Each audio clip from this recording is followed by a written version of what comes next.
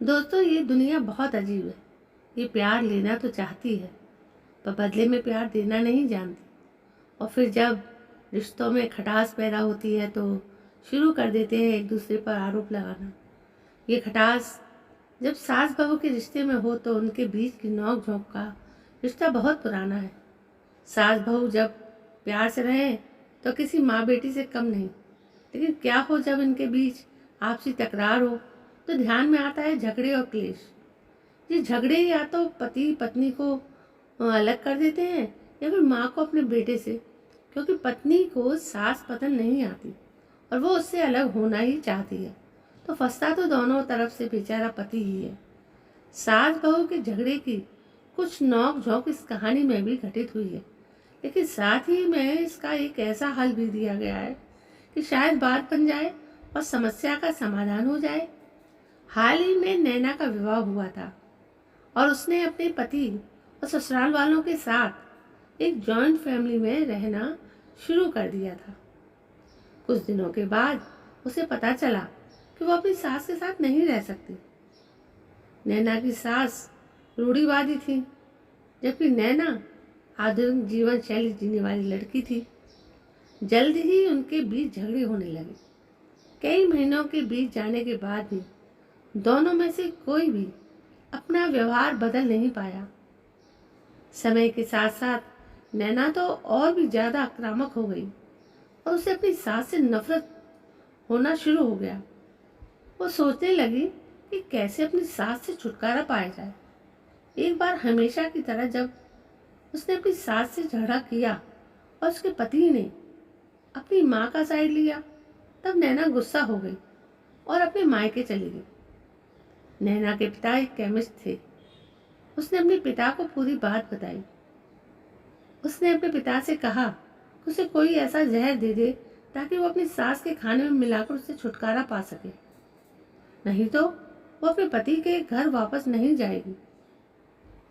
नैना के पिता को यह सब जानकर काफी दुख हुआ और उन्होंने अपनी बेटी से कहा, अगर तुम अपनी सास को जहर देती हो तो तुम और मैं दोनों जेल जाएंगे। ऐसा करना कठिन नहीं है, ठीक नहीं है। लेकिन नैना सुनने और समझने की हालत में नहीं थी। आखिरकार उसके पिता ने कहा, ठीक है, जैसा तुम चाहती हो वैसा ही होगा, लेकिन मैं तुम्हें जेल में नहीं देखना चाहता।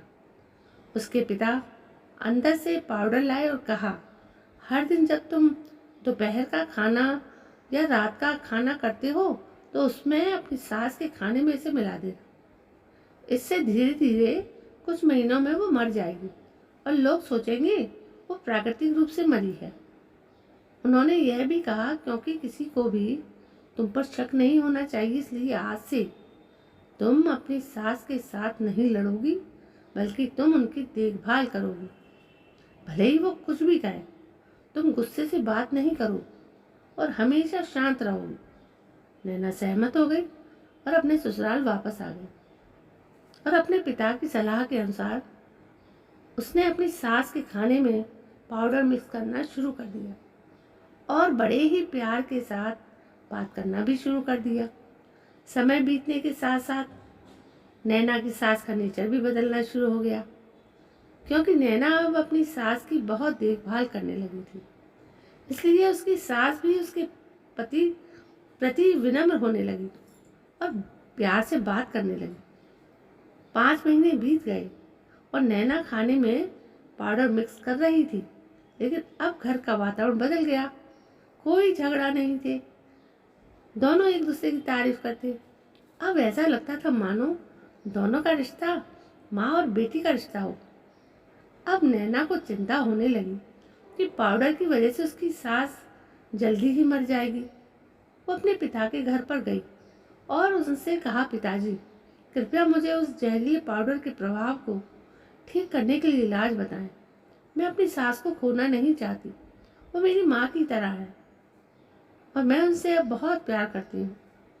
उसके पिता मुस्कुराए और कहा, कौन सा जहर? मैंने तुम्हें बस एक स्वीटनर दिया था। नैना हैरान थी और उसने अपने पिता से पूछा कि उन्होंने ऐसा क्यों किया। पिता ने कहा, बेटा, अगर तुम किसी दूसरे इंसान से प्यार चाहती हो तो तुम्हें भी तो उसे प्यार देना होगा।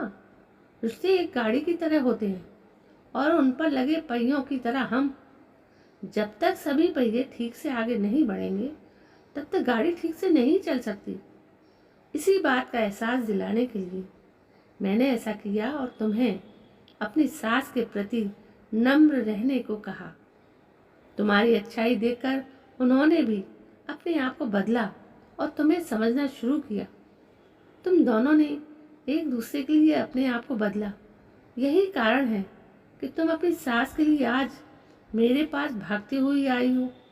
नैना अपने पिता की बात समझ चुकी थी और आप हर इंसान अपनी परिस्थितियों का शिकार होता है। ये अक्सर कई मतभेदों को जन्म देता है।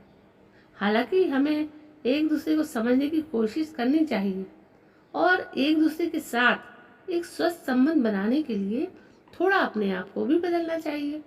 और जब इस तरह के मतभेद रिश्तों के बीच उठते हैं तो उनके प्रियजनों का कर्तव्य है कि वे उन्हें शांत रखें और सही रास्ते की ओर मार्गदर्शन करें।